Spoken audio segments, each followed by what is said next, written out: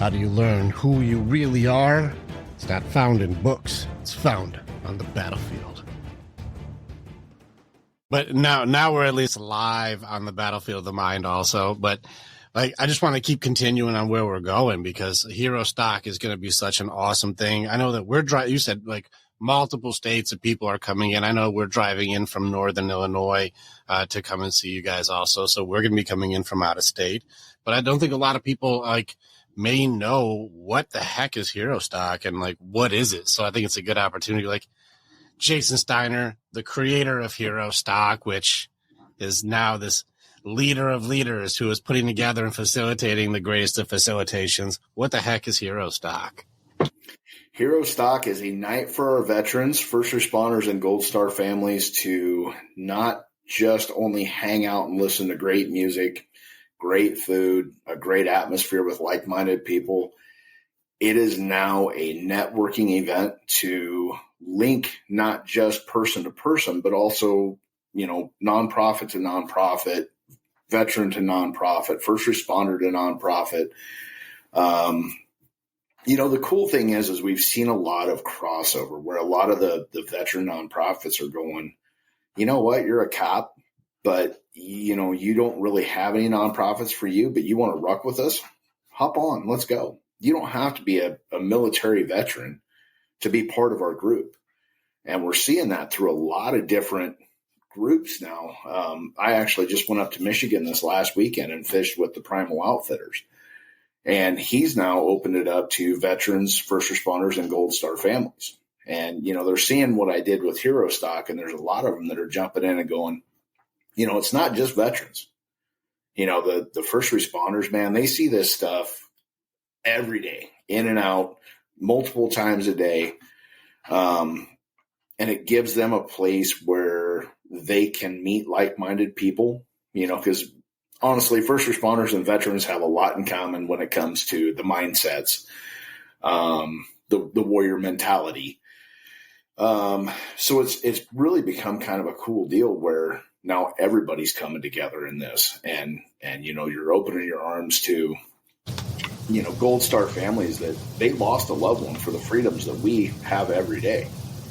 And, so we get to honor them. We get to honor our first responders. We get to honor our veterans, whether you served in wartime or not. You're still a warrior, and that's who we're honoring. And getting all these nonprofits together to show them, listen, we're all in the same battle, right?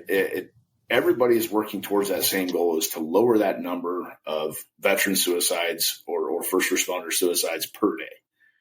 So let's all play together. We can all play in the sandbox, and we can all accomplish more as one than we can as a bunch of individuals, one big group instead of a bunch of little individuals. Yeah. I think the awareness stuff is so important. I'm really glad you're doing this. I think it's great that you've also acknowledged first responders. We found the same thing also when we work with people, we work with our guys. Like, it's not just our vets for military, because police officers are in line of fire all the time. And then you've got firefighters have to go into the worst day for these people in the most dangerous situations. And you're going to tell me EMTs don't see the people's living nightmares on a daily basis? Yep. Like, no, it's awesome, because I've had the same mentality of I serve those who serve. Right. Yep. And that's the mindset. Yeah. Yep. And that's what HEROSTOCK is. It's we serve those that serve. We honor our heroes. And it's been a cool, like, people have really grabbed onto it, and seen this thing go from 100 people last year to, possibly a couple thousand this year. People begging for bands, begging to jump in and be part of this. And bigger bands, guys with 60, 80,000 followers, they're going, man, we really want to be a part of this, it's cool when you see the people that want to see what this is, and they see what it's for, and they're like, dude, this is it. Like, you've hit the nail on the head. It's something that needs to be done. And they're willing to jump in and do it for a partial payment or for free or, whatever it is. So now you're you guys coming in being from Northern Illinois, that's 16 different states this year. Nice. Yeah, we're excited. Like, I'm excited to jump in and be a part of what you're doing because we serve those who serve. And so I'm like, this is an aligned message. I see what you're doing, you know, and so it's fantastic. Now, people have no idea, like, what are you guys talking about? What are you guys going to do? What is it? What do we got here? We got bands coming in. What else is there? Like, paint me the picture of this vision that you're putting together so I can go, well, how the hell could I miss that? Right. So Friday night, Wheels for Warriors USA, which is a local nonprofit here in Lincoln, Nebraska, they work with a girl her name's Randa, and she became a fundraiser for them about 4 years ago. The first year, she buys motorcycle parts or gets them given to her, and then she refurbishes them and sells them. So the first year, she donated back like $36 of stuff that she'd bought and sold. Last year, she donated, I believe it was around $3,000. So it's really cool. And she's young. She's like 16, 17 years old. She saw their mission, loved their mission, kind of fell in love with their organization, and she's one of their donors through her hard work of buying and selling motorcycle parts. So they're working with her. They're going to do it's a 1,000-mile iron butt ride, and it will kick off on Friday night at 8:00. They leave Frontier Harley in Lincoln, Nebraska. They're riding to Adam Sandoval's K River Campground. Adam Sandoval he's internet famous, so he has ridden his Harley to all the dealerships in the United States, all the Harley dealerships. So people know Adam Sandoval, you know, in the motorcycle world. And that's going to be our staging point down there for Oklahoma, Texas, Louisiana, Arkansas, you know, all the southern states kind of to be able to jump back on that ride. And they will depart from down there, I believe it's around 3:30 in the morning, 4:00 in the morning, and then they're going to turn and burn, and they're coming back to Lincoln. And they will hit Ashland at about 2:00, which is when our event kicks off. Prior to that, on Saturday morning, Ruck It Up for Warriors, which is another local nonprofit, he's going to be doing a ruck march and a ruck battle. The ruck battle will consist of, I think it was 3 miles running, 2 miles walking. No, I'm sorry. 3 miles walking, 2 miles running, 3 miles, 2 miles running, 3 miles walking. So it's an out and back type deal with a prize at the end. They will converge back at HEROSTOCK. And then he's doing just a leisure march, you know, a leisure ruck. If you have, you know, 22-pound backpack, start walking with them. Just a good time, just a laid back, easy ruck. We also have the Irreverent Warriors, which is a national chapter. You know, they have a national organization. But our Nebraska chapter is going to come in, and they're doing about a 7-mile or an 8-mile silky hike. And they're little shorty shorts, ranger panties, just out having fun, camaraderie, the friendships, that kind of thing. And it sounds like they've actually got some of their national people coming in to participate in this hike and then be part of HEROSTOCK, because they'll land back at HEROSTOCK around 2:00 also. We have the Bravo Zulu group. They will be parachuting in at about 3:30. 2:00, the cornhole tournament kicks off. We'll have prizes for that. It'll be prizes for the top 3 to 5 teams.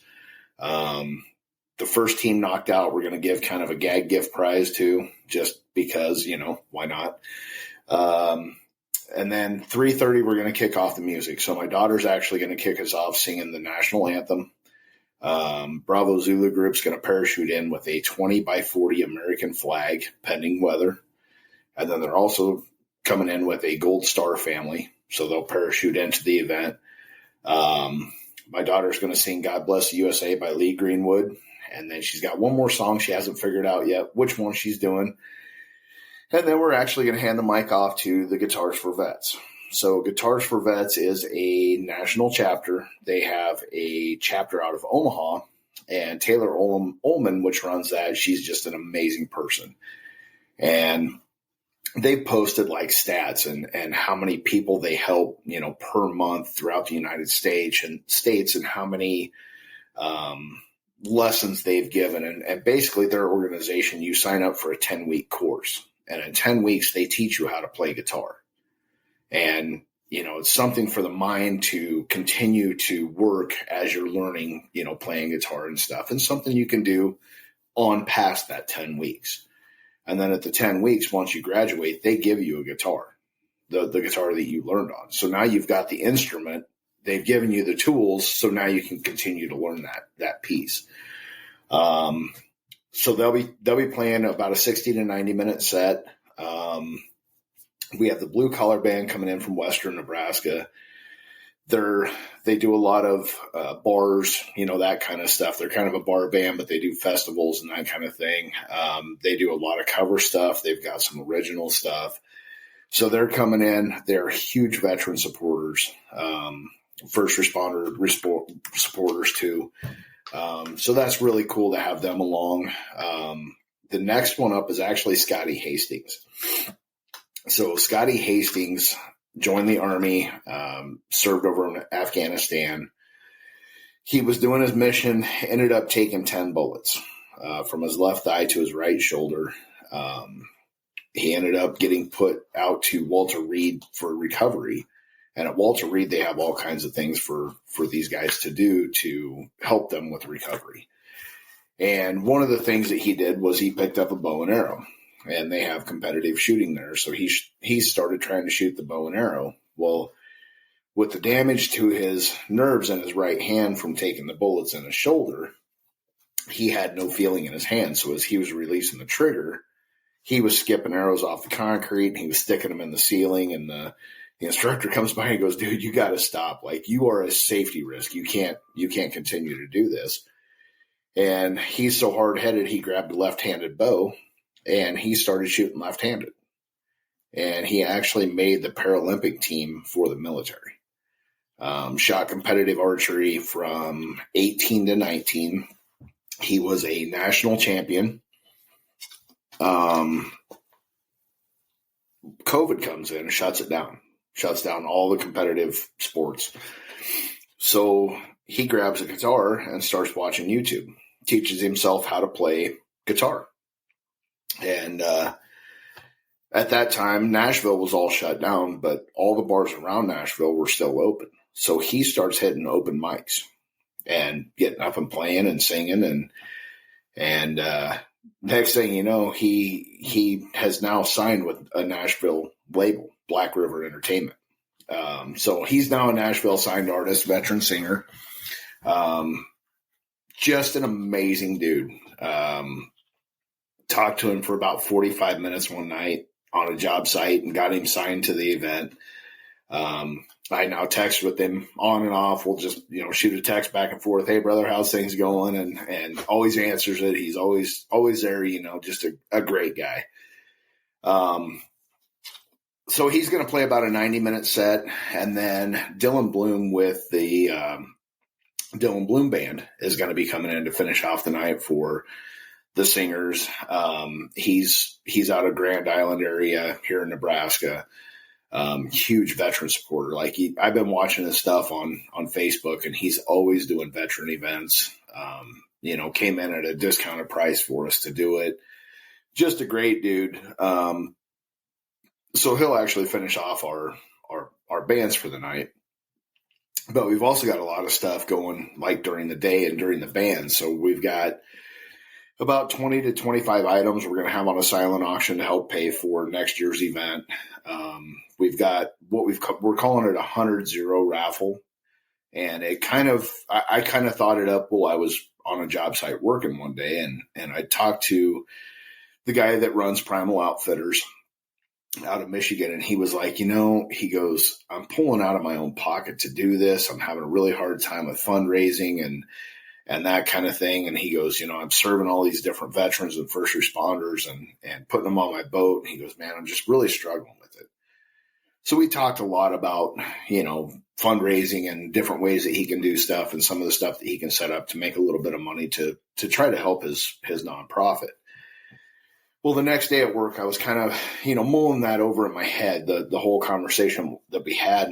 And it kind of hit me like a ton of bricks. And I said, they do the 50-50 raffle where the house takes half. And I'm like, but I don't want to take half. I said, let's do a 0-100 raffle where people buy in, and it's a $10 ticket, and they get to write their name and phone number on it. We put it into a bucket, keep that money separate. And at the end of the night, we draw one name. Well, that one person will get to pick a nonprofit that participated with HEROSTOCK this year. And they can give all of that money to that nonprofit, or they can split it up and do it to, 2, 3, 4 different nonprofits. And my thought was, you get 1,000 people there and everybody kicks in $10. I mean, that's $10,000. That changes these small nonprofits to be able to help them serve what they're doing. We've done a good job vetting on who we're bringing in. So I know these nonprofits we have here are going to be solid nonprofits that are really helping people and helping our veterans and first responders and Gold Star families and giving them a place to be able to have that family atmosphere that we had in the military. So that's another piece that we got going that night. We've got a gun raffle going on. I encouraged all the vendors to bring merchandise, sell your merchandise, raffle stuff off, whatever you want to do to try to help build their funds to be able to, make their organizations run too. And a big part of it is we're going to give them a chance to address the crowd and say, hey, I'm Guitars for Vets, and this is what we do. Deuce Outfitters, they're coming in again this year. Deuce Outfitters Ministry. They're a group out of Western Nebraska. They give away a hunt every year to a veteran, and it's, whitetail, muley, duck and goose, antelope, or turkey. So they offer 5 different hunts that you can go out and do one. Let you stay on their property. They reimburse for the tags, and then do a guided hunt for you. So they're going to be back again this year, giving away a hunt to a veteran first responder.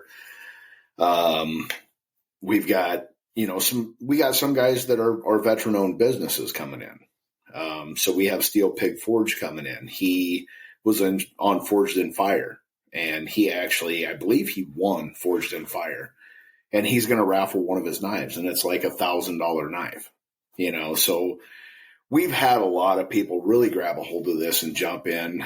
We've got a couple of guys that are running for Senate and legislature that are going to be in, retired military. We're trying to get Larry, the cable guy, right now to come out and because he's in Nebraska. He actually lives in Lincoln. So we're trying to get Dan to come out and do a meet and greet, even if it's just 30 minutes, come out and say, hey, this is cool what you're doing, and try to get him behind what we're doing too. And so there's going to be a lot of stuff in that aspect going on too. A lot of higher profile people will be out there and kind of seeing what we're doing with this. And with this only being the second year, we're looking 3,000 to 4,000 people showing up and really making this a big event. So I'm pretty excited about kind of where this is headed and what all we got going on. So. Yeah. And that's not even all of it, is it? No. Cause I know there's more stuff going on even from that. And so let me just go ahead and do a real quick recap here. We got rucks, we got parachuters, we got bikers, we got musicians, there's food trucks, you can drink while you're there. You get tools and skills and people training there. There's a lot of camaraderie. We've got musicians like, Scotty Hastings, you got Dylan, you got the most important singer, your daughter is going to be singing. We've got the news will be there, podcasters, vendors, people selling merch. There's auctions going on. People, everything from the 0 to 100 thing, the 100-0, which way I have it backwards. 100-0. Yep. 100-0. And then we got, everything from guns, knives, high profile people, nonprofits being there supporting as many people as possible. Possibly some Larry, the cable guy. To be determined. And I know that even still, there's something cool, like, and this is, hopefully still going on. I'm looking forward to hanging out with you and Donald Dunn, where we can also do like a live event, Q&A even, or just record together in front of people and just kind of share what's going on, because like, what a cool opportunity to help serve those who serve. And I really love the idea for what this is looking like, man. Yeah. And Donald Dunn with Two Drunk Dudes in a Gun Room, he was my very first podcast. And he grabbed a hold of this immediately, and he's like, man, this is super cool. And we talk almost daily. And he's like, I want to do a full live stream of the event. And I was hoping I could find somebody to do that, because we have veterans that can't do crowds. We have veterans that can't get out of their house.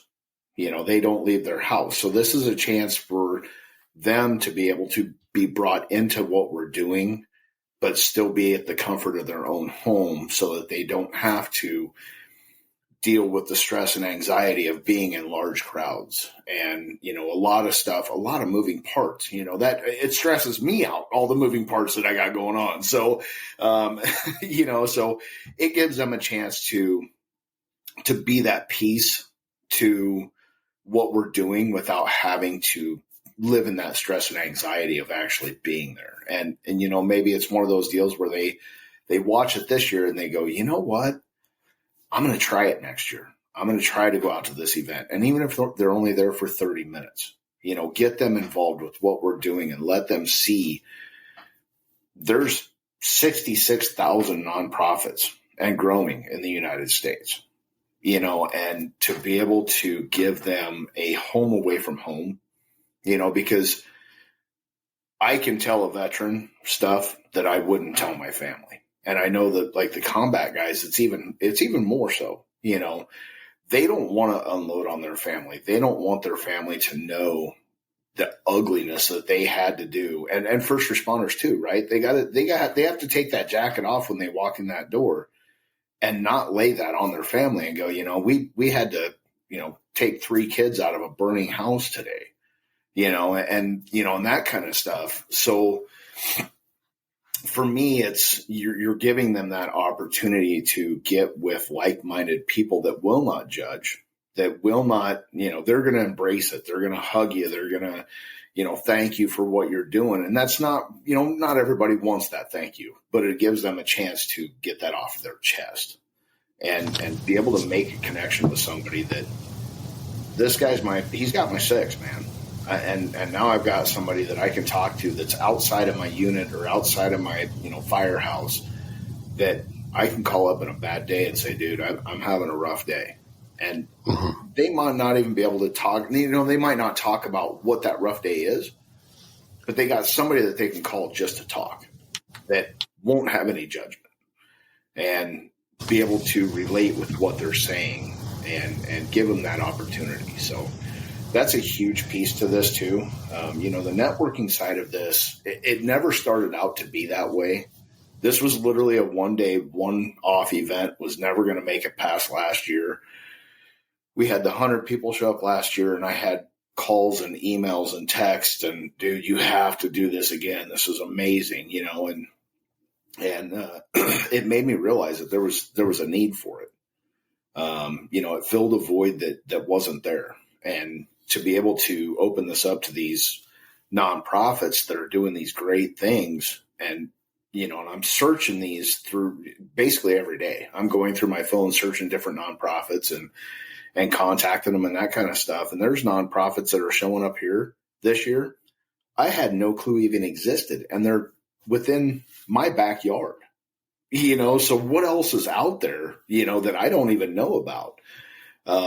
So it's been cool for me to be able to see all the different nonprofits and what they do. And, because there is no do all say all nonprofits that's going to touch everybody, right? You've got people that like motorcycles, people that like hunting and fishing, and people that like, whatever it is, bowling, it really doesn't matter. There's a nonprofit out there for everybody to be able to get involved with and be able to find that home away from home. And be around all the like-minded people that we were with in the military or the service, the fire, police, all those corrections. It's a family. So that's a cool piece of this.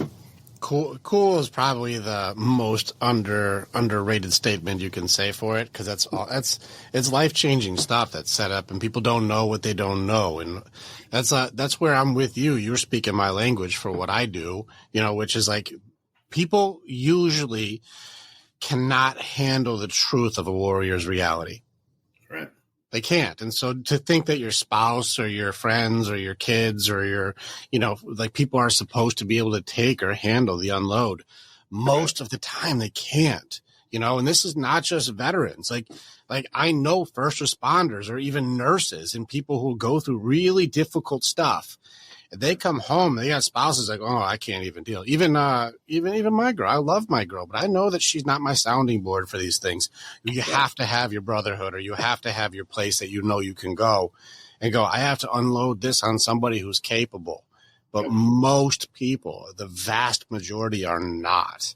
Right. And so I can't, if I tell her, like, I just, talked with somebody who has been through hell. I know that spot, and we talked about this, and this. They're like, oh, I can't even listen to this. I'm like, it's their reality. You can't even hear what they had to actually go through. Yep. Most people can't deal with the truth of a warrior's reality. And so we have to find that place where we can go, no blame, no shame, no judgment. Please bring it here so we can work through together. Yeah. And that's the warrior's way. That's why we do what we do, is because most people can't handle the truth of another person's reality. 100%. Yep. And especially, like you said, when you're working with the first responders that see it every day in and out for 10, 15, 20, whatever they serve, man, veterans, and I can't speak to this fully because I'm not a combat veteran, but you get to come back home, right? You do your thing, you do your 6, 9, 12-month deployment, you come back home, you get a chance to reset a little bit, and they go through hell and they see a lot of stuff. But you think about a firefighter, man, they're in it day in and day out. They're pulling people out of burning cars. They're, dealing with the accidents where people are decapitated, and they have to see this day in and day out. And the one thing that I found as I was putting this together is there's not a lot of resources for veterans, or for police, for fire, for corrections, for any of or how often it's actually kind of shamed, even in certain communities. When I talk with guys who, I think it was when I was on with Ryan Thurber and Donald Dunn, we were all recording together, and they were talking about how even when they hired somebody to come in the military to say, you can talk to, well, that office was right next to like their CO's office. And so they're like, we know who's going in there. And it seems like whoever goes in there seems to somehow become some form of pariah, because they're like, well, now they can't shoot. Now they can't be in training. Now they can't do this. Now they can't do that. And it's like, I don't know if I'm going to do that. I think I'm just going to push it down so that way I don't tell anybody anything. Yep. And it's the same way with first responders. It's the same thing. If you go, hey, I need to go and I need to talk out my stuff, they're like, dude, you being crazy, bro? I don't know if I can. Hey, you're going to watch my 6 and you're losing your mind? I can't have that. Like, It starts creating a new level of instability for somebody trying to seek stability. And that's an interesting stigma that needs to change. And so I work with I've got them all. We got firefighters. We've got first responding guys. We got veterans. I've got police officers. Like, we've got them. Right. And like, it's the same, like across the board. I love you that you've caught this, because like, it's not just one of us, it's all of us. But they all don't have, even nurses. Right. Most nurses can come home and go, like, my spouse or boyfriend or husband, they can't handle it. Right. I can't tell them the nightmare that I just went through today. And in fact, I can't tell it to most people and they'll understand. We have to have each other's backs with this stuff. Yeah. Good job catching that. It's too needed. And that's what I do. This is why, like, we create that community. Like, bring it here, because I can handle that conversation. Right. Yeah. And that's it. And I didn't realize how bad it was. And I was talking to a firefighter. I was working a poker run for one of the local CVMAs. We had a table for him, one of their stops. And this firefighter came in and he kind of singled me out, like, right from the very get when he walked in the door. And so I got up and I was talking to him kind of off to the side, and he goes, bro, he said, it's insane. Like, the stuff that we see day in and day out. And he works in a major city, and he actually started breaking down and crying, as we were talking. And he was like, I literally, a year and a half ago, I was laying in my bathtub with my 45 on the side of it. He goes, I was done. He said, I couldn't handle it anymore. And he said, I couldn't go to my unit. I couldn't go to my union. I couldn't go to anybody because the second I did that, I am now phased out because I am no longer capable to do my job, even though all I needed to do was just talk out what I had going on. And he said, if I had somebody that I could call and talk to, I wouldn't have been at that point. But he said I had repressed it for so long that I got to that point where I was done. I couldn't live with my demons every day. And he goes, literally, I had the gun on my bathtub, and he said I'd shut my phone off. And one of my buddies that he served with on the fire unit, he ended up showing up at his house. And he goes, if he'd have came 2 minutes later, he'd have walked into a blood-soaked bathroom. And it just happened to be that he showed up at the right time and could talk to him and talk him down off that ledge. But he said, even now, he said, it's a year and a half later. He goes, I'm still looked at differently because I couldn't continue to repress everything that I was going through. See, that's why the stuff that I do is so important. I'm not a part of that system to make it so you have to go through the judgments on this. You can work with the warrior's way, and you don't have to be reporting anything to anybody. Nobody even has to know you're doing it. You're just going to be able to, I'll teach you how to kill the demons. Killed thousands of them. I'll teach you how to break the curses. I've broken thousands of curses. Generational to even induced by, past traumas, PTSD, bipolar disorder, anxiety, depression. Beat them all. They're all beatable. I don't know how they work, and I'll show you how to fight it. Sure. Also, we've created an entire community that's like, do you need to talk it out? I actually care. And it's not just me. It's hundreds of guys who are like, bro, anything you need. I've killed that thing too. I had that thing. I sat next to the gun. I know what that's like. It's not always just the gun too. It's the blade or the bottle of pills or some way out. And like most of us guys, the call right before this, I just recorded, the guy he's in Spain right now, but like the suicide rate right now, he's like every minute on earth right now, a man's committing suicide. Yep. Every minute, every single minute, and every day 22-0. That's Dan Jarvis, where he's like every day 22 veterans commit suicide every day. We got to get that number to 0. But it's because it's not common knowledge that there's places like what I have that exist. They don't know what we don't know. And I think HEROSTOCK is so necessary to be able to go, listen, stop. There's a place for the thing you need. It may be this nonprofit. It may be doing the activity or camaraderie. It may be working on your mindset and getting your head together without having to be like my therapist says. Like there's training that you can do that does not require anybody to report to your unit. Right. Yeah. And that's the biggest thing is nobody wants to have it reported to the unit, right? Because as soon as you do, you've got that stigma over you. You've got that label on your back that says, he can't handle this stuff. Wrong. Let's fight that stigma, Jason. Fight the stigma. You're wrong. Everybody is human. And we cannot be masters at training we never had. Right. And so to say like, man, I got to work more on this thing. I don't have any defenses or any training in this area. Well, then you are a piece of shit and you can't do your job. Wait. Hold on with the judgment. Slow down. Yep. Slow down. So you're just judging everybody real quick. If you've ever had a bad day, are we supposed to say you should never have a job? Right. Careful.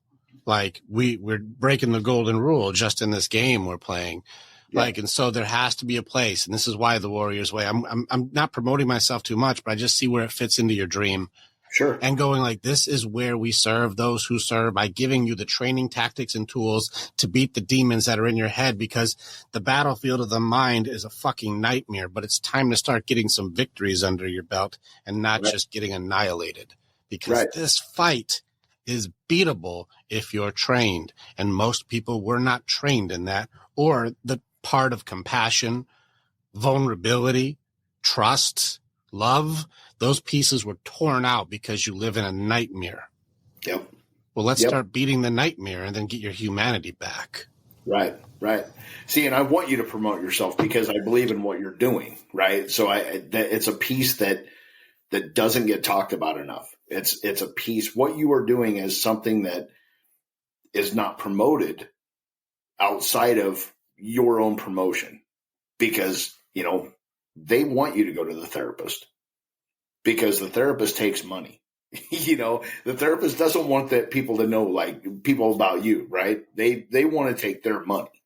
And a lot of times it's for their own benefit. They don't care. They're there to sit for an hour and listen to you talk, and they'll give you some pills and send you on your way. Yeah. Oh, you're depressed. Here's some pills. Here's to help those symptoms. Right. Exactly. And it's nothing more than a Band-Aid. And yeah. It's not training you how to beat it. It's here. We're going to cover it up with this so Correct. that you don't have to think about it. Well, there's not a lot of money in healthy people. Right. A doctor doesn't want to fix you. Yeah. But this is where the mindset for what it is if we serve those who serve, we train people to get back into a true, healthy alpha mindset. And alpha's been given a very bad rap. Real alphas are doing what we're doing. I'm here to serve. I'm here to build. I'm here to encourage. I'm here to support. I'm here to make it so that you have everything that you need. How can we make this world better? Follow me and we will have a better together. Like that's what we're doing. And right now the term alpha has turned into toxic masculinity and evil and bad and you're not right. It's like, no, the strength lies within us being unified as alphas teaching alphas and doing black box theory. Right. We're all sharing the best things that work with each other and getting stronger together. But this stigma that like veterans, first responders, men, women, we're supposed to just go it alone. Yep. Wrong. No, here's funny. I just talked with a doctor who's a clinical psychologist, and when we talk, and it was Dr. Dana Saperstein. He's in California, but he was awesome. We just recorded together. And he reminded me of something I think that we forget, especially as heroes or warriors. We forget something all the time. You know that we're a prey animal? Mm-hmm. People forget all the time that people are a prey animal. Yep. We are a social creature. We are a herd animal. Yep. We don't have fangs. We don't have claws. Like we don't have any natural like attack system. We're bunnies with bazookas. Right. Like we forget that we're a prey animal, which is why it makes sense that so many people are afraid all the time. But fear isn't real. It's just a possibility.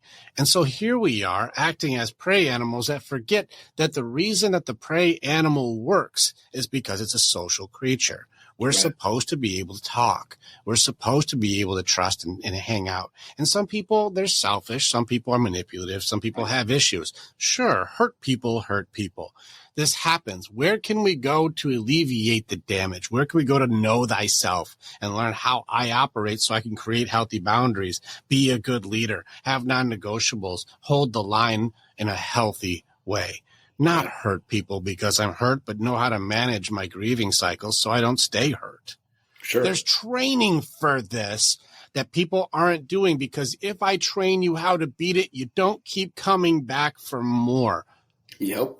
Because now you're proficient. Yep. This is the way. This is how it doesn't make any sense for us to be doing what we're doing because I'm technically working myself out of the customer that I'm helping. Technical terms. Well, you helped your customer actually be able to do it. We don't have customers, but I'm just saying as far as relatable for retail. Sure. Like that customer has now been served. Will they be coming back for more? I sure hope not. Right. Yep. Yeah. It's like having a pair of shoes that never wear out. Let's get you the right size. Yep. Exactly. And that's, but in the reality of the world of doctors and clinicians, they want you to come back. In our world, we don't want you to come back because you need more help. Yeah. We want to be able to teach you once and set you for life. Now, you may have to come back and brush up, but of course, we definitely want to set you up for success. And that's, HeroStock's the same way as you. We want to create that where we want you to come back every year, but we want you to come back as a leader every year. Mm-hmm. And if you need to brush up, come back and brush up, find a different nonprofit, create a different nonprofit. If you don't find that nonprofit out there, create one. Guess what? Correct. You need help creating one? Come find me. I'll help you create a nonprofit. Yes. I'll help you grow that nonprofit, because the more avenues that we can give, that nonprofit may be that one that saves that one life. Yes. And you threw out that 22 a day number, and they've actually went back and revised that. There's actually 44 veterans a day is the new number that they've come out with. 44 veterans a day that commit suicide. 44 veterans a day is 1.83 veterans per hour that take their life by suicide. That's crazy, man. And you start looking at it, we're 1% of the population. Yeah. And that's every hour we're losing 1 to 2 people. Yep. That served, that put their life on the line to serve so you can have the freedom to ignore them. Yep. And I've tried to find numbers for like fire and police. What's the suicide rate for fire and police? It's going up. It's going up, though. It is. It's going up, but you can't find a number on that. Yeah. But we know it's enough to where we know like there's more, because I can name people that I know, people who, I've got a few of those. Right. So it's like, okay, well, now you take the first responder side of it and you put it into there. You take the doctors and nurses and put them into there. You take corrections. Now what's the real number on our nation's heroes that are taking their life by suicide every day? It's close. That's why I just got off the call with a guy who that's his business. He's like, it's close to a person a minute. That's long days. Yeah, that's incredible. We have a huge thing that we have to do, Jason. Like, we have a huge thing that we have to do. This is why, like, my heart connects to you, man. I'm like, I'm always honored to be able to hang out with you. We've talked a few times. It's always good because you can see the brotherhood or the camaraderie of going, like, it is up to us to create a legacy that people will not remember us for. Right. We will create a ripple effect. Like, I have broken curses in generations for families that will teach their sons, that will teach their sons, that will teach their sons, and none of them will ever know my name. Right. They'll never know. Yep. And this is the thing that you're doing, is you created a network, you created a connection, you created a purpose that people will find hope and camaraderie. And there's a damn chance again that I can actually get to that part that we've been training hard for our veterans, is that part where, like, you get broken down to become the universal soldier. And then when time is up, take your universal soldier and throw them back into the merchant world, throw them back into society. And they're like, I don't know what to do here because you remove the part of me that fits in here. Right. And so, we've been helping guys rehabilitate back in a healthy way, because the thing that people try to do is go back to how they were. You can't go back. And have been through too much. You can only go forward. But if you're not trained that, you keep trying to be what you were, but you have known and done too much to be that. And the cognitive dissonance of, I want this, but I'm not able to do it. It starts becoming so hard that your identity is now something you hate or loathe. Right. And when you don't identify with yourself and you hate yourself, the only option is sitting in the bathtub with a gun. Yeah. Like, these guys have to know there's a place that you can go, and we built it because I'm like you. It didn't exist. So I guess we'll make it. Yep. Yeah. And I got out in 2000. I served in the Marine Corps from 96 to 2000. I served all garrison. I didn't go to battle. I wasn't on the true battlefield. I trained weapons. I trained 1,100 Marines and corpsmen a year for shooting the rifle and pistol. But when I got out, they gave us a TAPS class. It was a week long. Here's how you write a resume. Here's how you do an interview. It gave me nothing to step back into civilian world, because I come from a world where you're told to run, told when to eat, told when to sleep, told when to get up. And you walk back into a world where it's chaos. You have no rules. You have nothing that teaches you how to reintegrate back into a civilian world. And what does a soldier do when there's chaos? Tries to create control and order. And let me just tell you how fun that's been for my Marines and my guys who come back from who served. Yeah. They're, even Donald, we were joking when he was saying, like, I was at the grocery store and I was a manager. And I'm like, this guy messed up. I'm about to keep him here till 2 a.m. He's going to do 10,000 fucking push-ups. I've got this guy. He's going to be doing this and this and this. It's like, no, he won't. He's off at 6 and you can't do shit about that. Yep. That is not happening. Yeah, exactly. Yeah. And it's, and I still struggle with it from time to time, and having employees and stuff. And I'm like, why do you think that because I go on this fishing trip and you're supposed to work Monday to Friday and now you're just going to take Friday off because I'm not there? Stay with us. We'll be right back. Warrior, thank you so much for being a part of the information that we have. And you're part of our story as we are a part of yours. It's very much an honor to be able to connect with each other. If you want to know more or you want to get started with working with me or working with our warriors so that you can begin your path to authenticity, strength, leadership, and accountability, this is the way. Together, we are way stronger. Now you get to choose. Do you go forward or keep doing what you've always done? If you stay where you're at, hey, click on some of the stuff and follow what it is. We got motivational stuff. We've got podcasts. We've got more things. Just subscribe and do the stuff and we'll keep you updated. But if you want to start going in, start jumping into what our programs offer and start your journey and being the hero in your own story.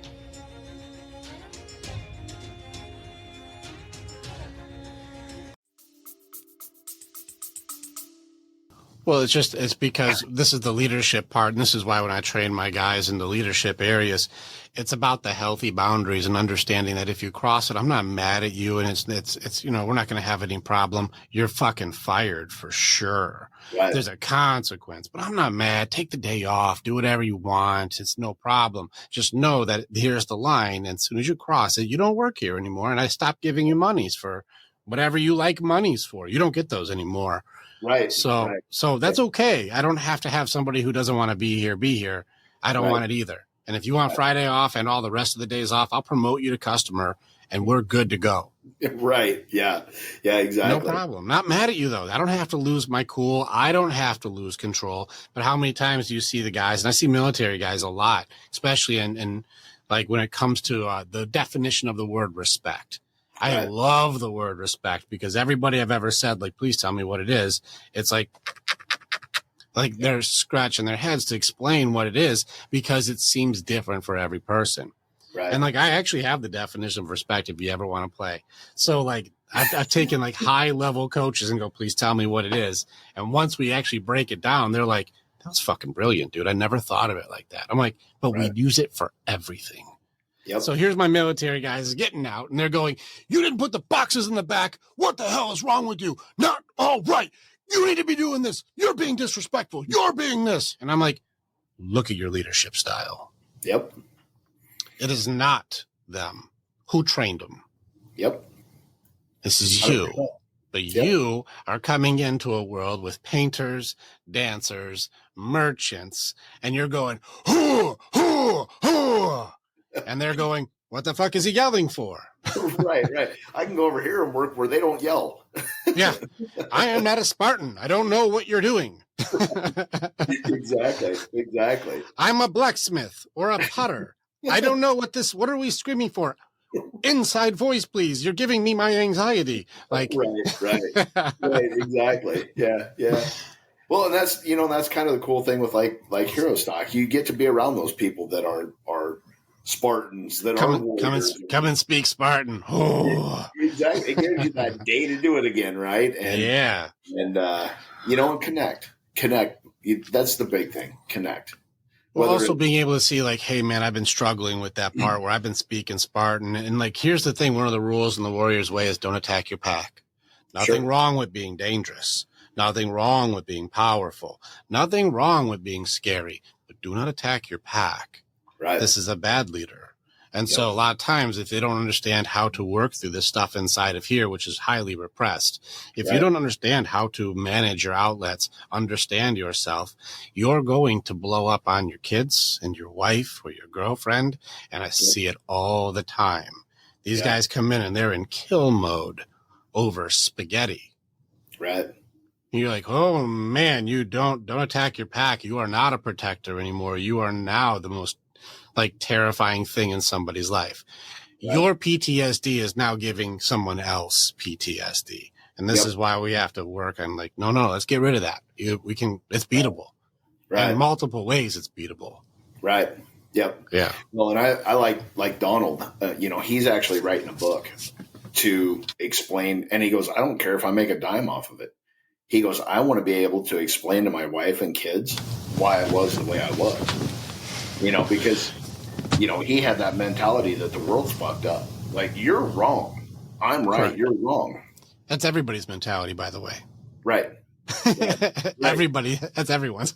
Sure. But he figured it out and he went, not everybody can be wrong. Maybe I'm the one that's wrong. And he's changed the way he looks at it. And I think it's amazing that he could do that on his own. Right. But if we can give people tools, our veterans tools, our first responders tools, a place to go, a place to speak, a place to be able to understand that, guess what? This guy was living the same way I was, but now he's changed. Why did he change? How did he change? Yes. What clicked that made him go, maybe it's me. Maybe I need to look at myself. It is. And it always is for all of us. And just reassurance wise, praise to Donald Dunn. He is one of the sweetest damn guys I've ever met. I knew immediately when I met him, I'm like, you're one of the sweetest humans alive. Right. Like, as soon as I hung out with him for a little bit, I never know who I'm going to meet. Right. And so, like, I was just talking to a guy in Spain, and I was talking to another person from Thailand. I was talking to another guy from Australia. Like, these are busy days. I don't know who I'm talking to. And I knew within minutes, I'm like, all right, Don, what do you do here? He's like, well, I do this, and I do this, and I've been trying to help people for this, and I do this. And I'm like, you're one of the sweetest humans alive, aren't you? He's like, oh, no, don't say that. Don't say that. No, that's not. That's not. And I'm like, no, you would like bleed for anyone. I can see that you're going to make this happen. Donald is awesome. So I was like, what a good dude. I immediately was like, you're a unique one. You're a true eagle. I see you flying, bro. So praise to Donald for doing that. But like, I'm right there where I have the same thing where we go through hell, and I'm like, there has to be a way to beat it. And that happened to be my gift, as I was like, I can take these complex things and simplify it to make it a tool and not make it just an idea or a theory. Right. And this is why, like, all of us together are so strong, because Donald is able to do this thing. Well, that's what I built. I built a program that does that, and you built a program that gets people to the program they need that does that. Such a powerful network that you've created, Jason. Man, it's such an honor. And I also found out too that other countries shame pride. They shame it. You're not as good as you think you are. But in this country, I'm proud to say I'm proud of you. Well, I appreciate it. Way to go, man. Way to find a way. Cause like, you're like, how do I find a way to serve? Yeah. And like, man, you find the need where everybody else complains, you see opportunity, and it's an honor. Like, I appreciate you so much, man. Well, and I appreciate you, and I appreciate what you're doing, giving people those tools to reconnect with the world, the craziness that we live in, and be able to control that warrior that's inside of us. I mean, it's huge, because we're taught from day one, you're a killer. That's what you're bred for when you go into the military, is you're a killer. And you get out and you try to figure out how to not be that killer anymore. And it's really hard, so to have those tools that you have to be able to show people, this is how you continue to be the killer, because you'll always be the killer. Correct. But now you have to be able to control that, to say, okay, I can do it, but I don't have to, because I can do it this way. I control that part. Right. And that's training. It's only trained or untrained. That's the only two people there are. Yep. Nothing wrong with what you are. It's just, are you trained or untrained at what that is? And there are very unhealthy and healthy versions of all personality types. Right. And so if you're like, man, I'm this thing, but you handle it this way, the lowest version of who we are is always going to be, some terrible version. Could be narcissistic, sociopathic, could be psychopathic. We go into the deepest, darkest if we go unhealthy. But the healthiest versions are all able to connect and grow and love and show compassion, empathy, but can still fucking kill when needed. Right. And this is one message I give almost all soldiers that I work with. And you can relate with this too. Especially us men, we can do this. How long would it take for you to go from having a good time, chill, having fun mode to seeing somebody trying to hurt your daughter? How long, how many minutes or seconds does it take for you to switch from fun mode to kill mode? How long does it take to switch that? 0.000001. Less than 1 second, you can go from like I'm totally cool having fun to Jason Bourne. You can do this within seconds. Yep. And a lot of times I see people in Jason Bourne mode all day long, checking exits, memorizing license plate, which car's probably got a gun in it. That guy can handle himself. If this guy gets out of hand, I know exactly how to take him out. And you're like, hey, bro, it takes less than 1 second to switch modes. We don't have to be in that mode all day. Right. You don't have to be in kill mode for fucking waffles. We don't have to do that. But if somebody wants to fuck around during waffles, less than 1 second, they get to, get a waffle in the face. So that's it doesn't take a long time. We don't have to stay in kill mode all day. But you already know that when you're wearing spiky armor, it's provoking. Right. And so you're walking around with that chip on your shoulder. Who's going to be the one who fucks around today? You're just putting that energy out, man. Just, what? Why don't you love hanging out with your daughter and not try to kill everybody all the time because they're trying to eat fucking waffles too. Right. Yep. 100%, man. And I still do that to a certain degree. I go into a restaurant, I face the door. I know the exits. I scan the crowd. It's something that I do when I go into a situation that's unknown. Awareness and kill mode are not the same thing. Right. Awareness is trained. Kill mode is untrained. Right. Because if I go into the waffle IHOP or some shit, and I'm like, that motherfucker better not fuck around, and that motherfucker better not fuck around, and I will break that guy's neck right now. And you're like, what do you want to offer? You want eggs with that? What are you doing? I just want my waffles. Bacon or sausage? What are you doing right now? Right. Exactly. Yep. But the trained version is I see all these people, but it's no threat until there's a threat. Right. Yep. And this is trained, but they're not teaching that when they get out. You're killer in kill mode, and there is no transition into let's switch it back into civilian mindset. Now you still have propensity for danger, which is beautiful and good and necessary. Do not have shame because others do not understand it. Remember, people will not and cannot handle the truth of a warrior's reality. There still has to be a place we have that conversation. You're not wrong for having it, but you're wrong for having it with a dancer. You're wrong for having it with a merchant. They don't understand. And they can't. Right. And so it's okay. They're not supposed to. In fact, thank God they don't. Right. That's the reason that we have to go through what we go through, is so they don't have to know. And so don't have an expectation that someone who can never know ever will. Right. That's our bad. Poor training. That's us. Sure. But there is a place this exists. So come and hang out. I'd love to hear your story. And I'll show you how to work through the tools that make it so you don't have to feel like counting exits. Who's going to be the one? Right. They're just getting a refill. Lucky them. You're slow down, lucky them. They're just thirsty. Right. Yeah, exactly. Yep. But yeah, man, it's and having you as part of HEROSTOCK is huge for me. For you getting to see what we're doing and getting to be a part of it, and being on with Donald, and getting to live stream the whole thing to the veterans, first responders, and gold stars that can't make it out, and getting that piece where you get to see what we're doing, is huge for me, it's an honor to have you there. And to have you there with Donald is even better because he is such a great dude. And you'll get to meet a lot of the other podcasters that are coming in. We've got a couple local ones that are coming in. You got Shadow Mark out of Western Nebraska. You got the Dad's Man Cave out of Beatrice that are now putting on a deal for us. But you've also got guys from California that are coming in. You got Brian Roof, you got Contagion Effect, you've got Tom Ettinger coming out of Arkansas. You've got, these fucking feelings coming out of New York. They're going to be coming in. So we've got a lot of people and a lot of them aren't veterans, right? These fucking feelings, they aren't veterans. Contagion Effect, they aren't veterans, but they're in the veteran world, and they're helping our veterans. They're helping mental health and serving the ones who serve. Yep. It's the common link, man. HEROSTOCK. Listen, that's not trademark, bro. Take it. Yeah. Put that on all the stuff. We're serving the ones that serve. Listen, if we just created the branding for you to make it so that you just made it so everybody understands the mission, good on us. Let's go. I think we got it. We just got it.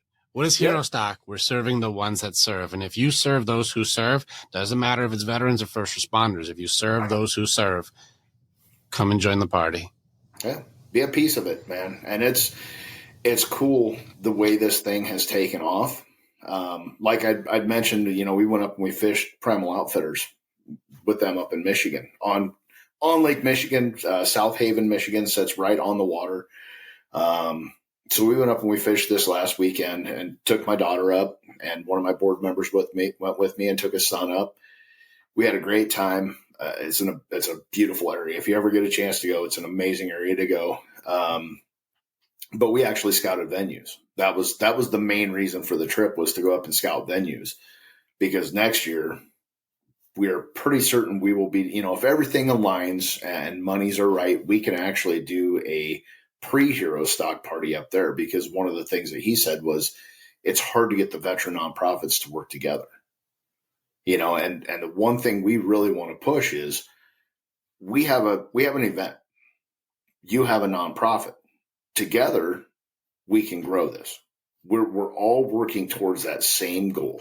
We want to reduce that 22 a day. We want to reduce the first responders, that are taking their lives by suicide. We want to reduce that. So let's all work together. Let's all play in the same sandbox, because we're on the same mission. Let's take the money out of this aspect and help each other to grow. Because if I got somebody that comes to me and they're like, man, I really don't like hunting and fishing, but I love motorcycles. Guess what? Wheels for Warriors USA, they're an amazing organization. We work with them hand in hand. Oh man, I really want to learn how to play guitar. Guitars for Veterans, and they're a national chapter. So guess what? We've got, wherever you live, you can go to one of their studios and learn how to play guitar. And if you can't go there, they do cyber stuff. So you can actually learn over the computer how to play guitar. And that's the big piece of this, is that connection piece, man. And it's, if you can connect people to the right people, and you vet the people that you're connecting them to and making sure that they're doing what they're supposed to be doing, this will help in the long run, and it's the grassroots stuff that they're going to grab a hold of these people and bring them in and give them that family that they don't have. They give them that camaraderie that they miss from the military or miss from police and fire and corrections, and give those Gold Star families a place to be loved because of what they gave. They gave the ultimate sacrifice too. They gave their son, their husband, their brother, their sister, their aunt, uncle, whatever it was. They gave that piece so that we can lay our heads on our pillow every night and not have to worry about that wolf at the door. So that's really kind of what we are, is we're that connection point.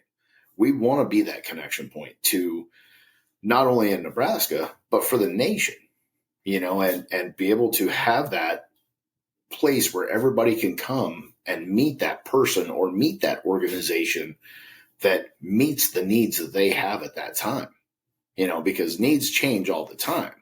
Well, this year it may be they want to be part of a Legion post. Well, guess what? We've got, I think, 3 Legion posts coming. They want to be a piece of Wheels for Warriors. They're going to be there, and they're giving away a motorcycle that night to a veteran, which is going to be completely badass. They do about a 20-minute presentation, and if you don't cry, you are not human. It's one of the most moving, touching things that I've probably ever seen. To see a full-grown veteran that, melt down to his knees and cry because he had no idea that he was the one that was receiving the bike. And they're custom bikes, so it's awesome. A really cool deal. And getting a chance to go on that ruck march, and you may meet somebody from a different state. Well, guess what? Now you've made that connection, and hey man, I'm headed down here. Let's stop and have a beer, and now you get to connect again as you're traveling and that kind of stuff. And that's a huge piece to this. And we had a guy last year that he was fresh out of the military, had some friends, but he basically spent his life locked in his house. He'd leave his house, he'd go to work, he'd come home, he'd lock the door, go to bed, wake up the next day and do the same thing. And for some reason, he just showed up out there. And, he'd heard about it and he was like, oh, I'll check it out. And he ended up staying the whole time. And he had severe PTSD, he had anxiety, he had, the whole gamut. And now he's tied in with multiple nonprofits because of the event last year, and it's given him that chance to be able to get out of his house and be around like-minded people and be a part of that veteran community that he missed. He missed that camaraderie. He missed that brotherhood, sisterhood that we had in the military. Well, now he's got it again, and that's, to me, that was my win last year. If I can get one win every year or one win every event, that's what I'm looking for. Because if I can grab that one person that is living in that dark hole, that does nothing but work and go home and go to bed, and get them out of the house and be a piece of our society, whether it's the veteran society or not, just a piece of society, and have them have that home, that place, that's a win. I may have saved his life because of the event that we ran last year, and to me, that's the win. Yeah. And that's what we want to do at every event that we put on is it's going to be fun. It's going to be a party. We're going to have a great time. We've got killer music. We've got great food. We've got a lot of events, but at the end of the day, it's saving that one person, and if we can grab 4 of them this year, awesome. Yeah, I think it's undervalued these days. Well, it's needed, but people don't know what it is they need. It's interesting how much we're lacking hope. Right. And people feel hopeless. They feel like they've tried to put themselves out to people who are just around thinking that's going to be the way, but it's not. It's not the way. This is an important conversation that we're having for somebody. Like, right. Somebody listen to this and go, damn, yeah, I guess that's true. I've been trying to talk to my wife. I've been trying to talk to my husband. I've been trying to talk to my friend. I've been trying to talk to my mom or my dad. And they're not able to handle the reality of the truth of what a warrior has to go through, and this is where, I'm really glad you're doing what you're doing. And I'm glad to be a part of it because I believe in your vision, because your vision is to help people have hope again, right, together. And that's important. That's the important part. It's not just hope, but it's hope again, because we're a herd animal. Right. We need to be in a pack. We need to be connected. It doesn't mean everybody has to be like, oh, well, I guess you're the alpha and I'm the beta. No, all the alphas can still get together because we all have packs. We have families and we have to lead, but we can't lead when we're the broken one. Right. Right. So there has to be a place where we all converge to go, man, I got to unload this stuff and go I'm able to handle the truth of your warrior reality. Please share. Yep. Because together we're stronger. Right. I love your vision, man. This is going to be a big deal, and I'm looking forward to helping out. And it's growing by the day, legit. I mean, it's literally every day another piece is added to this, and the closer we get to the event, it seems like it's 1 or 2 pieces a day, and it just continues to grow, and more people are getting on board with it and seeing what we're doing, and it's like, You're going to have to call me afterwards to help out with your anxiety from like, there were 7,000 things happening. I'm losing my mind. I'm like, I got you, brother. We're just going to hug it out. I'm just going to hug it out with you. That's all. Like, you just need a hug. You're like, I think I just need a fucking hug right now. Right. Yeah, that's and like, we on this trip this weekend, we were even talking about it, and as we were talking about it, I could feel myself getting wound up, and I'm like, hold on. Okay, here we go. Reset a little bit, find that zen. Okay, here we go. And because it's grown so fast. And for me, it was in one night, man. It was never supposed to make it past October 22nd last year. And this may end up becoming a 2-night event the way this is going, bro.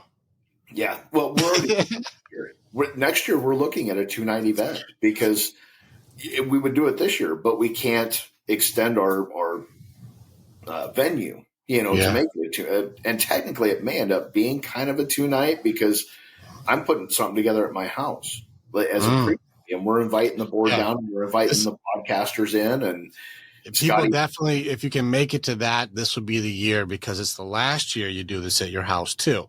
Because that's how that goes very quickly. And I think this year already, I'm going, shit, do I need to find a different venue just for the night before to hang out? Yeah. Because it's too many people at my house now. This is not good. Right. We've got the podcasters coming in and some other people. And it's like, holy shit, we're going to have like 50 people the night before in my front yard, and I'm like, okay, I was going to smoke 1 pork butt. Now I'm doing 5 because we've got so many people showing up, but yeah, it's amazing, man. It's been so cool to watch the growth and be a part of the growth. And to know that it really wasn't even my idea. It came from one of my neighbors, and he's a Marine veteran, and he came down and we'd originally started planning to throw axes. We were going to have an axe throwing competition and have one of the nonprofits that I worked with. It was going to be set up just for them. And, I started thinking about it, and I was like, axes, alcohol. Somebody's going to the ER that night with an axe stuck in their head because they tried to throw it at an apple and, something stupid like that. And so he came down and he was like, hey man, I got a band that wants to come in and play. Would you do something? And I'm like, yeah, sure. Something small, intimate, throw some fire pits out, roast some dogs, listen to some music. Just and 2 nights later, he comes down, he goes, man, I got another band that wants to come in. And I said, well, we'll make an event of it. We'll do something kind of fun. I think you're going to get outdoor stage soon, man. It's getting there quick. Yeah, because that's what I was saying. I was like, what's the outside look like? Because you're like, we're about to have to kick people out. They like a big outside better party too. Then you better have like a stage outside. Right. Well, with enough people, well, I think it'll be different because it's not going to be like Woodstock '99 because there's going to be enough people there who are like, no, do the right thing. Right. And that's kind of what I'm hoping. Like we do have security coming in, but I'm kind of hoping that we kind of police our own too, right? We've got trash cans, man. It's the stuff you don't think about. Remember, that was the big reason that Woodstock '99 went crazy. Is not enough bathrooms, not enough garbage clean up. They just didn't take care of the people. And I think there'd be enough people there because I'd have no problem. Like, we got to empty this thing out. Where's it got to go? Like there's enough people. I think this isn't a bunch of 16 to 20-year-olds like losing their minds, so I think it'd be different. But that's the stuff, man, that made Woodstock '99 turn into a fire pit. Right. Yeah, exactly. Yeah. That's, the logistics that go into something like this. I was talking to Gunny up there in Michigan this weekend, and he was like, well, what do I need to do? I said, here's the deal. I said, the talent's easy. The venue's easy. The insurance for it is easy, right? It's phone calls, it's contracts. That's all the easy part. I said, it's all the logistics that go into an event like this that is hard. And it's the trash cans, it's the porta-johns, it's making sure that you have enough food in the food trucks or have enough food trucks to be able to serve people in a speedy manner, having enough places for people to park. If you're having 4,000 people come in, you've got to have at least 2,000 parking spots minimum. That's the big thing, is making sure that all that is covered. The other part of it's easy. Like, I've got I've got singer-songwriters crawling out my phone right now, begging to be a part of this, right? That's the easy part. You sign contracts, you make sure it's lined up for them, no worries. It's all the other little pieces that go into this that is the big thing, and the advertising of it, and the, to make sure that you're getting the most people there to see what you're doing. And this year we haven't opened it up to the general public. It's really just for veteran first responders and Gold Star families. Now, if you show up in your general public, I'm not going to turn you away, right? We want everybody to see this. We want to see this thing grow. So next year, we're actually opening it up to the general public, and we will be selling tickets, and it will be a little more controlled in that aspect, because we went from thinking we'd have 1,000 people there this year to possibly over capacity. I think you're definitely going to be over capacity this year. Yeah. Oh, yeah. For sure. I mean, you're doing too much promotion, and too many people are connected to people connected to be like, damn, like maybe we can still sell tickets. Right. $10. Yeah, exactly. But yeah, I mean, that's what we're going to next year is we're actually selling tickets for it. And if you're a veteran first responder or Gold Star family, you'll still get in free. General public will have to pay, but it'll be a very minimum. We're only doing like $15 tickets or $20 tickets for a full day, and you can see 5 to 6 bands in that day. And then since we are doing a second day next year, your second day will only be half price, right? So you could technically see 12 bands for like $30. Where else can you go to see 12 bands for $30? The big piece of that is we want the general public to walk in and go, holy shit, look at all these nonprofits for the veterans. Look at what they're doing. Look at the amazing thing that they're doing, that piece. Guess what? I've got $20 a month that I'll quit buying monsters, and I'm going to donate that $20 a month to this nonprofit to help them do what they're doing. And we need the general public to come in and go, this nonprofit, what they're doing is amazing, and it's helping people. And they're doing the right thing. And we want to be a part of what they're doing. We want to be a sponsor to that side of it. Because even the venue this year, like the event this year, we're running about a $25,000 event. By the time it's all said and done, it's gonna cost us, $18,000 to $25,000. That's a huge event, man. It is, and it's all done off sponsorship. Because awesome. If we don't get the sponsors, we can't do this event. So you as the general public need to come in and go, you know what? This is a great event for a great cause. We're going to give $100. We're going to give 500, whatever it is, and help the event happen so that then next year we can do it again and make it bigger and include more people and include more nonprofits and include the veteran-owned businesses, the fire, retired fire, police, the Gold Star families that own a business. And we want to include them into it so that we can grow their business to help with the nonprofit stuff. And it's hard, because you're literally going door to door from business going, hey man, this is what we're doing this year. Would you be interested in donating? And, and some businesses are like, 100%. And others are like, nope, want nothing to do with it, and it's scary when you start down this venture too, because you're going, holy shit, we got to raise $25,000 to put this thing on. Sounds like a lot at first too. It's crazy how fast that goes. Right. And we're still collecting donations for this year. We're still trying to find businesses to jump in and help out and help pay for the event and that kind of stuff. It's a complicated side of any business that you run or any nonprofit that you run, is to get donors to come in and say, hey, you know what? I'll give a little bit, or I'll give $20 a month or $100 a month or whatever it is. Or I'll just give you this one big shot, here's $5,000. And, to get that constant flow of cash to make sure that the event runs, because I don't take a paycheck. Like none of my board takes a paycheck. We are 100% free volunteers. And to be brutally honest, I run about 15 hours to 20 hours a week on just the nonprofit stuff. on top of owning my own business that's 50, 60 hours a week running that. So it doesn't leave a whole lot of time in your day, when it's all said and done. And I don't want to take a paycheck. Like, I want to do this because it's the right thing to do. I'm continuing to serve. But it's I think it's one of those things for nonprofits. That was always the problem with nonprofits that I had. There's a lot of people who do things the wrong way. Yep. And, this is where you and I relate to that. I remember seeing like how nonprofits have to have open books. You have to, for tax purposes, it's got to be like, where's this money going? It's got to be an open book. And you see people who start a business that has very good intentions, clean water or, an awareness for a certain sickness, whatever it may be. And then you see the head person taking themselves $500,000 to $1 million in their personal pay. And you're like, that's donation money. Right. That's donated. And you think you're worth $1 million of people's donation. Like, that's the hard part about it. Like, nobody has a problem.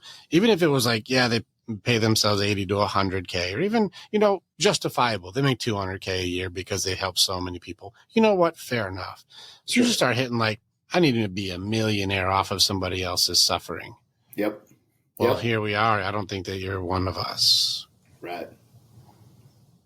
Yes, yeah. I'm just putting it out there for you in the future. I don't think if you're like, listen, I'm putting in something that changes the world. Can I at least get like, I don't know, 50K from this? Be with that. Yeah. Oh my God. Yeah. It took you 50K just to run the event. You should get something. What are you talking about? Right. So, right. Yeah. Just putting it out there.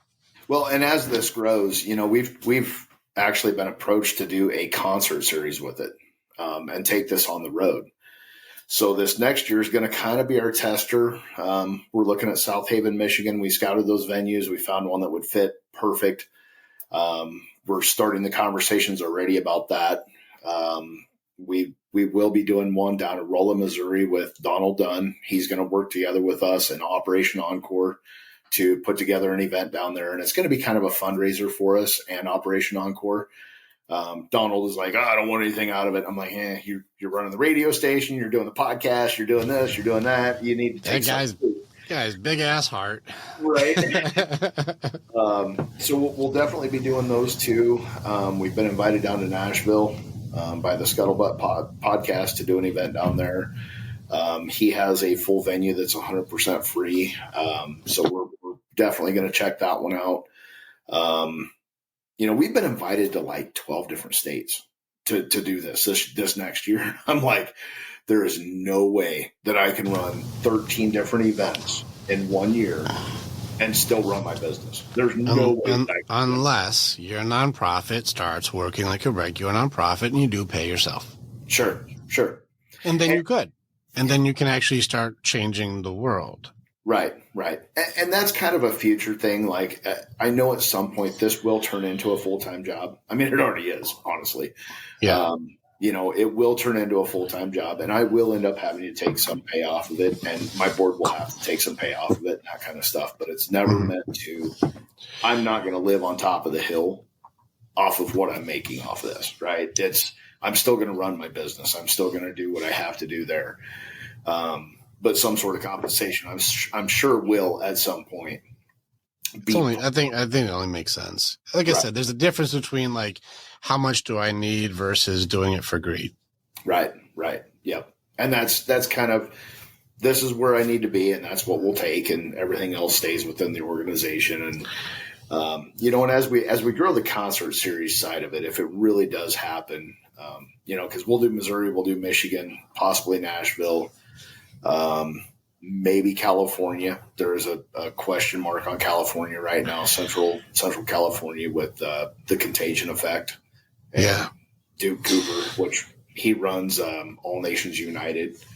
So they're pushing really hard for us to come out there to do something out there. And then we have one of the lakes down in western Nebraska it's the second biggest in the state. And we've been asked to come down and put on an event down there, possibly a 2-day event down there. So we do have multiple possibles for next year. It's going to be kind of our test run to see how it goes. If it's something that we feel like we are comfortable running, Then we're looking at doing it between an 8 and 12 stop concert series in 2025, and really starting to lay this down and getting nonprofits involved and bringing people in, bigger bands, get the big headliner out there. But at the same time, we want to put veteran singers on stage to get them noticed. Working with Operation Encore, working with We the People to start growing this and getting the eyes on the veteran singers. Yeah. Because and I had no idea, but there is so many veteran singers out there, or veteran bands or whatever, that people don't even know of. And these are amazing artists, but they've spent 20 years of their life in the military. Well, they're 40 years old trying to start what somebody was doing at 16, 17, and 18. Correct. So we want to put eyes on those guys and gals and say, look, they serve their country, and now they're this amazing artist that you don't know about because they haven't had that 10 years they gave to the military to be able to promote themselves and what they're doing. Mm-hmm. And so that's an important piece to me, is to make sure that we are putting those veteran singers or veteran bands in front of people, and we start pulling a 5-finger death punch to come in to do, our main headliner, but yet you have 5 veteran groups underneath of them that now have 20,000 eyes on them because of 5-finger death punch, or Toby Keith, or, somebody like that that's a major headliner that wants to come in to help out our cause, but also help out these veteran singers to come in and say, here's 40,000 people that you get to perform in front of, not the 6 at the bar that you've been doing for the last year. Yeah, absolutely. No, I think it's awesome. I almost feel like during this part of the conversation is like, all right, everybody, spoiler alert. Here's what's coming up next. If you don't want to know the ending of the movie, you're going to want to stop here. I feel like this, I just want to know about this year, but man, next year's getting too much, and the sequel is going to be about this, and the sequel from that's going to be like, hold on, Jason, we're telling them too much. Yeah, and it's the growth of it, right? I mean, Mm-hmm. that's the projection that we have of where this is going, and this year is going to be incredible, and next year is going to be even bigger, and the year after that's going to be even bigger. And if we can put 20 to 30,000 people on the ground in front of us to show them what we're doing, more eyes on is going to be better. Yeah. And we're going to get that connection to so many more veterans, so many more first responders and Gold Star families, and create those bonds in that area that they can come, that day that they can all come together, leave the demons at the door. Or bring them to me. Or bring them to you. Bring your demons to me. I'll help you fight them. Yeah, and just be a person again for that day, right? Not have to be in that kill mode, not have to be that warrior that you have to be day in and day out. You can literally take the armor off for one day and just go, I'm here for the moment. Well, maybe I'll set up a station to help you upgrade your armor. Some people they soldered themselves into it, and I'm like, oh, we got to upgrade this armor. This is the wrong fit now. Right. Yeah, and that's, and having you as a piece of this is amazing. Having out of the Blue Farm and Stables, they have 2 horses. They do small equine therapy. They have goat yoga. It's a husband and wife that run it. Which is also hilarious. My daughters and my girl just went to go do that. Yeah. Hilarious, by the way. And you always wait to see who gets peed on. Right. Let's call it what it is. Yeah, Who's getting peed on? Right. And to be able to put people in front of those groups that are so small that people don't know about. We're working with, I work with Deuce a lot. I'm actually one of their setting board members. I'm not a voting member, but I help them with fundraising and that kind of stuff. And they're now fundraising for a equine therapy program. They're working with the BLM to bring wild Mustangs in and use them in their equine therapy program. I'm working with Tom Ettinger with SitRep 22. He's developing an app right now to help veterans. And I actually sit on his board. I'm an advisor for Donald's board for the Gunroom Radio. I'm an advisor for the Nebraska Warrior Hockey Program. Like, I got my fingers in a lot of different things. Yeah. You're like, how do I give advice to all this stuff? Right. But, I almost have more questions before I can give advice. So what happened in this? Oh, right. here's my opinion then. Exactly. But like Deuce, I mean, they're looking at this new property and it's like $700,000.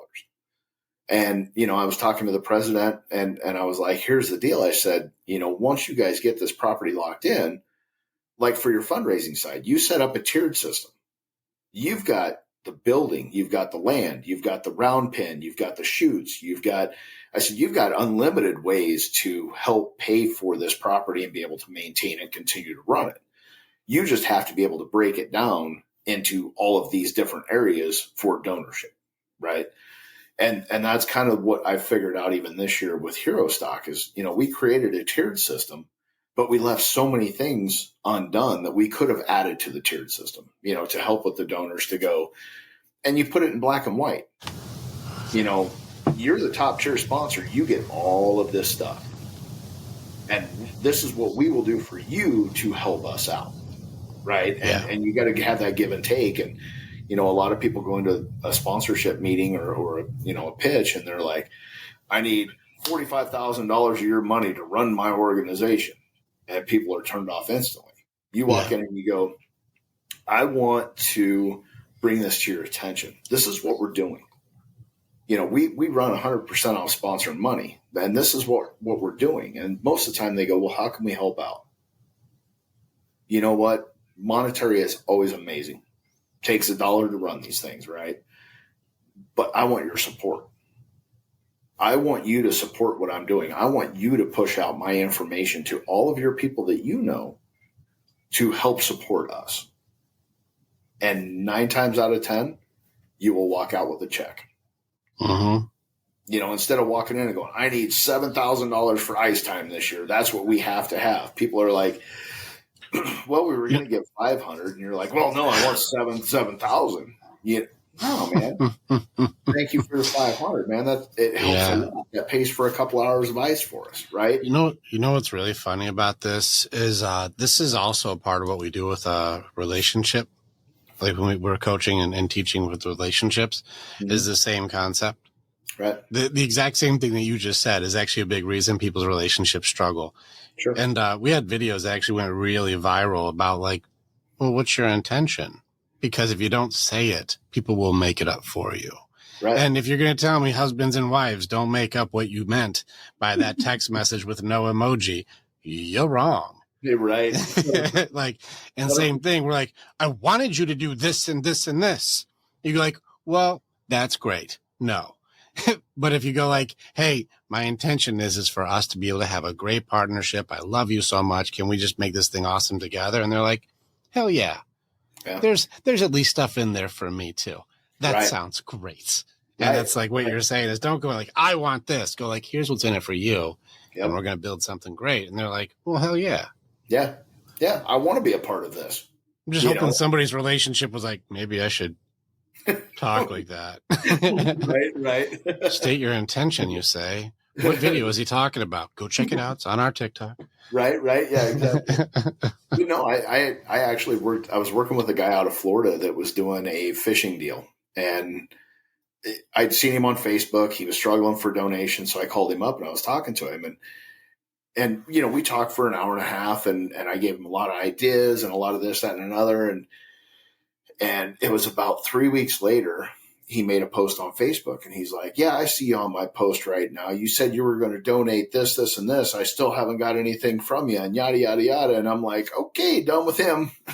I'm like, how do you even think that's going to work? Right. And then he starts calling out the city that he was living in. And he starts calling out people by name. And I'm like, dude, and I texted him. I'm like, man, that's not how this is going to work. Like, you're going to burn bridges by doing this, and they will never support what you're doing. And he continued to do it. And I'm like, I'm done. Like, I erased his number out of my phone. I'm like, you're untrained. Untrained warriors. If you start going in like that, that's a personality type. There's a couple of them that do that. But when you go into attack mode like that, a lot of times they'll create their own sense of justice. Right. And they'll feel like they are justified Yep. I am above sin. I am above reprieve. I am in the right because I've made up the rules on my own on what is right. Yep. And I don't have to follow any of the ones that I don't like. I can break all of these because I'm doing the right thing by exposing people who didn't give me what I wanted. And it mimics the same thing as a temper tantrum. Yeah. This is untrained, especially in the attack style. Right. That was exactly what I took from it, is you are literally throwing a fit because you didn't get what you wanted and you weren't willing to give anything. You know, it was that me mentality, and veterans run into that a lot. You owe me. I don't owe you anything. I've done my service. You owe me for what I did. I'm going to tell you, 99% of the world could care less. It's actually a much higher percentage than that. Right. It's like 99.99999. You know, like, right. We gotta give the credit where it's due. Most people have their own problems and they don't care about other people's. Yep. And that's one thing that I've seen across the board, man. It's like the woe is me people. It just doesn't work. Like, people don't care. Well, certain people are taught that way. It starts to fall apart as they get older. We're getting into like human behavior, which I'd love to talk about this happily. If you want to, this is my game. Like right. I'm listening to you promoting. I'm taking notes. Like, I don't know how to do any of what Jason's talking about, but I would like to. But now you're getting into my game. You want to know why people do that shit? I got you. Yeah, let's hear it. Why do people do that? So it's interesting when you get into, this is actually part of the next book too. Coping mechanisms are fantastic. People are using it incorrectly. They're calling it trauma responses. And this creates new trauma, by the way. So modern psychology, I've talked to I'd probably say maybe 10 psychologists that are like clinical psychologists globally in the last like 3 weeks. Like, just going through what's going on, what's teaching, what's happening right now. And they're using these things like attachment disorders and trauma responses. The problem is when people start getting these diagnoses, even if they look them up themselves, good for you, by the way. Right. I WebMD'd and I have this disorder, like, good choices. Right. When you start creating belief systems, a lot of times our defense mechanisms that we create are often linked to some sort of coping that we don't have for control. It's all control. Everything's under control. And if you don't have control, we create a system to try to feel like we have control. This actually mimics our grieving system at the same time. So our grief cycle, if you know what the cycles for grief are, is going through denial, bargaining, anger, depression to get to acceptance. Sure. So like we have to go through that. We'll look at the coping mechanisms. You've got attack, which you were just talking about. This is fight. Yep. You've got run away, suppress, or hide. That's flight. You've got, fawning, which is people pleasing, whatever you need, sacrifice myself so you're okay. Like taking other people's emotions as their own, like that's fawning. And then you've got freeze, which is the surrender. I give up. I'm not doing shit. Whatever you want to do. I don't care. Like that's surrender, right? Well, that also mimics anger, which is fight. Depression, which is surrender or freeze. Bargaining, which is the negotiator, which is fawning. And then you've got denial, which is run away, hide, suppress. And that's flight. Or that's not flight. That's denial is when you, what is it? Denial is the part where you shut it down. I'm not associated with it. This is the mask that we wear. I'm not dealing with the reality of it. So that's the suppressed part. It's interesting to watch this stuff. So then you go into how people are going to handle things when they're not in their control. Your boy wanted to have, for example, the system of control to go where I want money. Please give me money. Since I want money, you should just give me money. I want money. Right. And people go, like, I don't want to give you money. And he's like, you know what? I'm going to call you the fuck out then. I'm going on the attack. The best defense is a good offense. And if you're not going to help me, then you're against me. And I only see the world in black and white. And I don't have any other options here.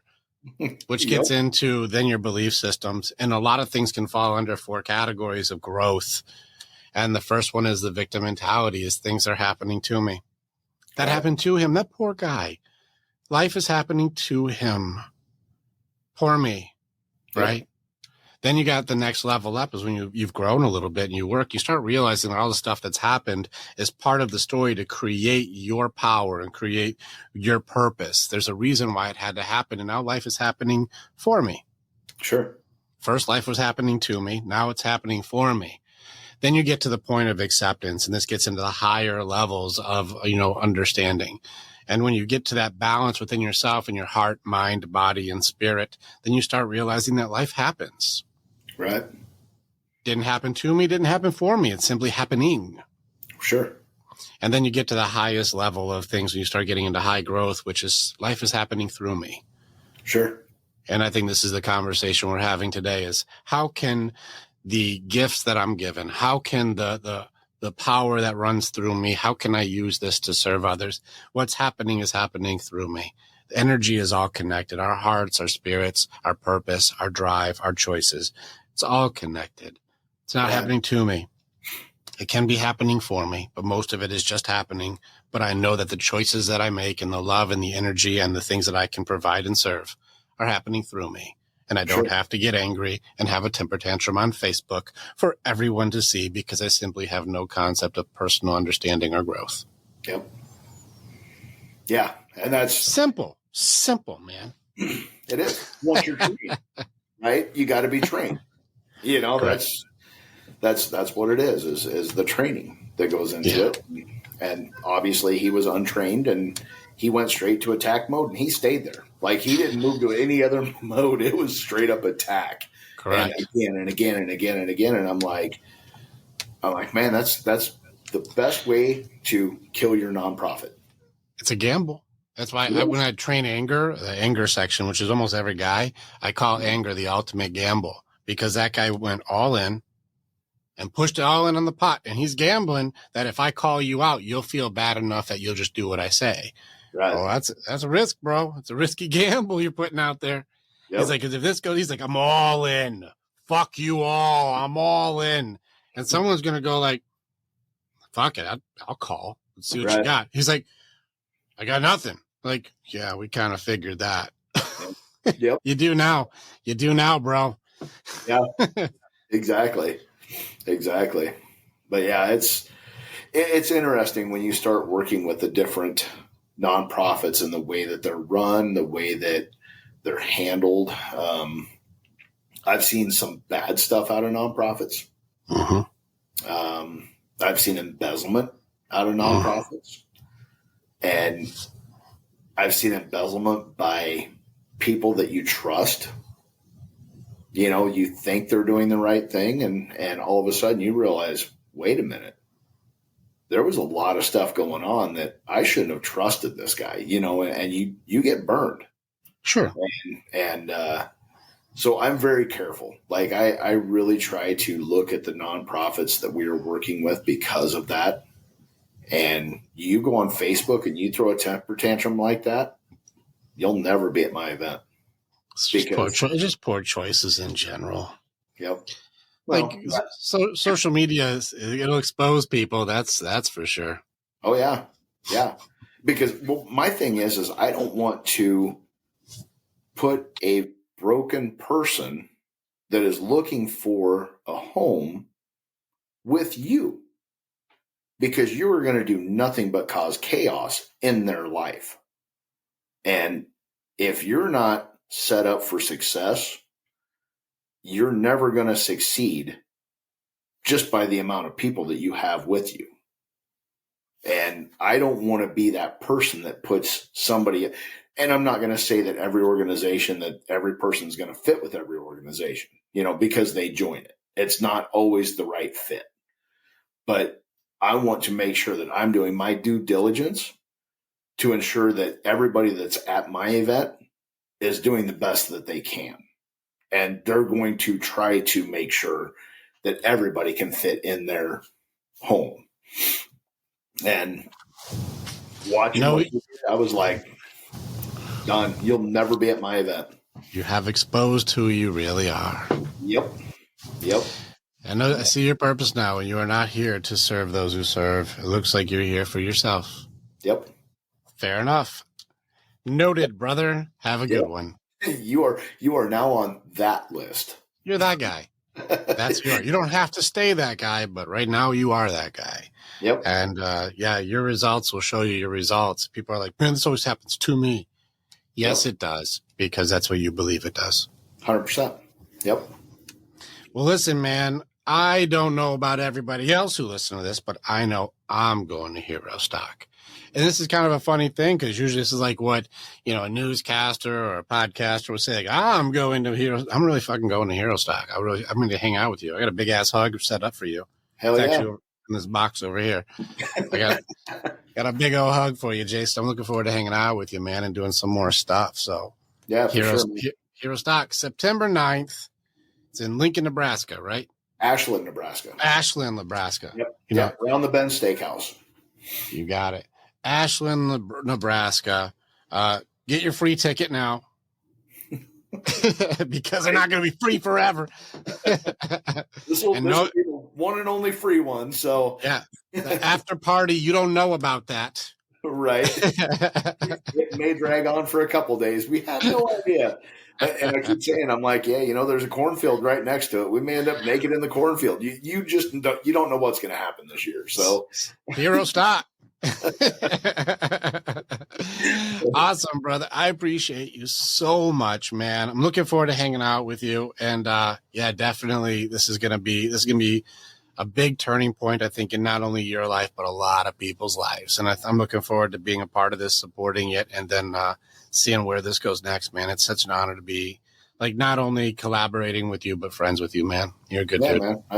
100% the same, and I appreciate you taking your time and having me on and let me talk about HEROSTOCK, and I'm definitely looking forward to having you here and getting to meet you and hang out and see where we go from here. Let's keep building the dreams, brothers. Visionary to visionary. Let's keep building. I love it.